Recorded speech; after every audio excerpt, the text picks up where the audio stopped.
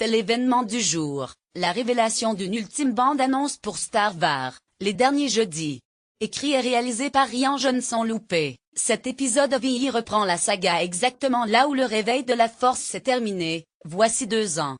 Le maléfique Premier Ordre, dirigé par le leader suprême Snoke et son lieutenant Kylo Ren, poursuit impitoyablement les forces de la résistance aux confins de la galaxie, tandis que, sur la planète H2, Rey entame sa formation de futur maître jeudi avec Luke.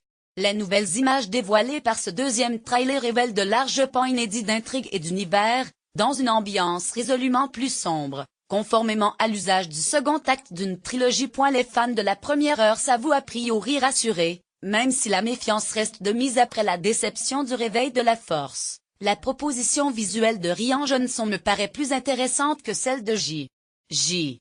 Abrams, confirme Jérémy, responsable de la communication du site français Star Wars Universe. Les images sont essentiellement axées sur Rey et Kylo Ren au détriment de Finn et Dameron, mais je suis assez content de voir le leader suprême Snoke en chair et en os.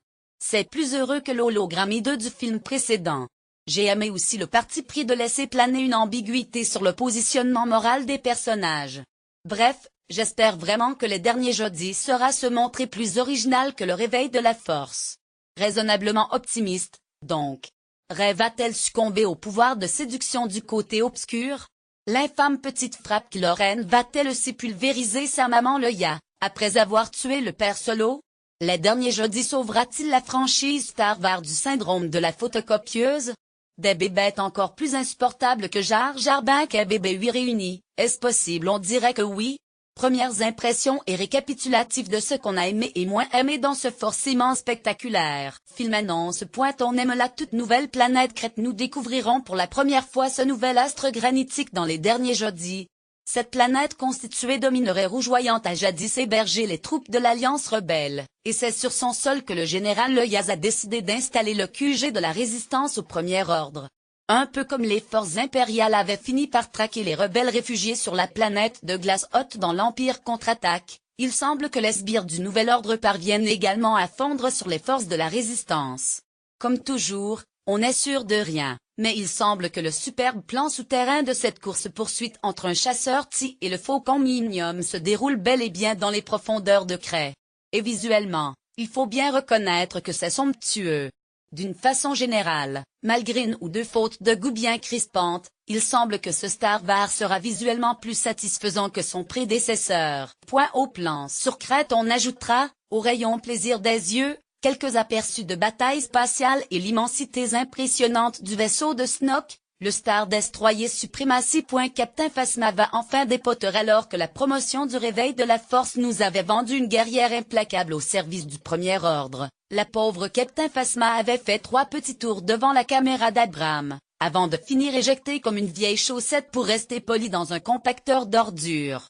Rian Johnson a visiblement décidé de corriger cette arnaque et de donner à la comédienne Gwendoline Christie une véritable scène de combat, dans un décor d'apocalypse, face à un film qui, manifestement, ne glousse plus du tout et ne traversera pas le film en mode touriste. On ne peut que s'en réjouir, si le film confirme ses impressions. Notons aussi le costume noir relevant du Premier Ordre porté par Finn, indice d'une importante évolution du personnage, mais verrou. Les rumeurs évoquent pour le Stormtrooper repenti une possible mission infiltrée, mais allez savoir. Le Yair est en très mauvaise posture, forcément porté par une double charge émotionnelle liée à la tragique disparition de Carrie Fisher l'an passé. Le passage montrant Kylo Ren s'apprêtant à détruire le vaisseau amiral du général Leia marque un temps fort incontestable. En position dans son chasseur personnel, le doigt sur le bouton fatal, Ren est toujours rongé par la culpabilité, et la bande-annonce entretient le suspense sur son passage à l'acte ou non. Après le père, le fils va-t-il aussi tuer sa mère? D'aucuns sur la toile parient déjà sur une rédemption in extremis du grand méchant garçon au casque de moto. Quant à Rey, la dernière image nous la montre, sinon aux portes de la mort, du moins en proie à d'insoutenables douleurs sous la torture de l'infâme Snoke. Nous découvrons d'ailleurs en partie et en dur le visage du grand méchant de cette nouvelle